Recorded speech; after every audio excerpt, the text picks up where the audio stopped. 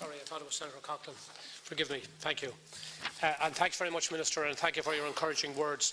And again, I want to compliment all of my colleagues representing all of the parties, groupings in this House for the manner in which they have approached this issue. And I think that it is strength and unity.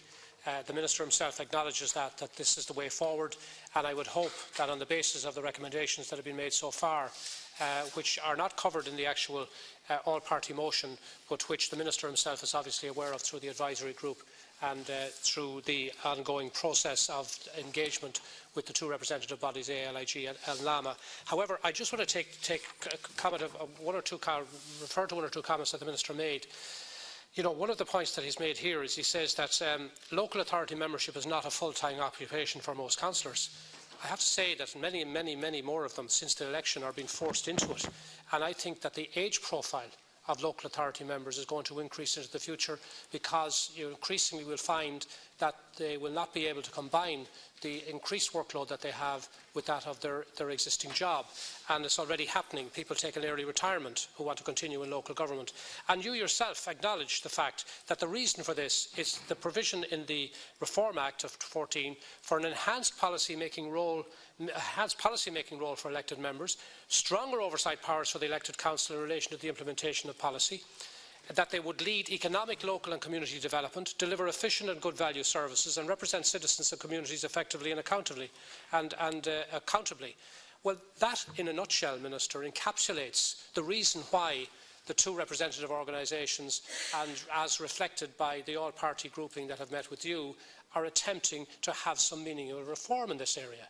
And certainly for the general public out there, I think the vast majority of people realise and accept that democracy doesn't come cheap. It costs money. It costs money to run. And that is why we need to have strong democratic institutions with strong support for those who put themselves forward for election, so that they can ensure that they will be able to provide the sort of service that has been contained in the Reform Act and which you yourself have outlined. And it's in that regard that I have the range concerns, is that on the one hand that it seems that elected councillors over the age of 66 are the only group in the country that are paying PRSI, which I think should be addressed immediately. It doesn't need an advisory group to do that. Secondly, in relation to pensions, it is not acceptable in this day and age that you have elected members who have not made or are not eligible for a contributory pension in their other walk of life, that the older that they get, and as I said, the age profile is getting older, there should be some sort of even mandatory requirement that there would be pension contributions made, so that at the end of their term of office that they would get, like most of the people in the working population would get it. And I accept that that costs money, but that's the nettle that you as a minister or your successor is going to have to grasp.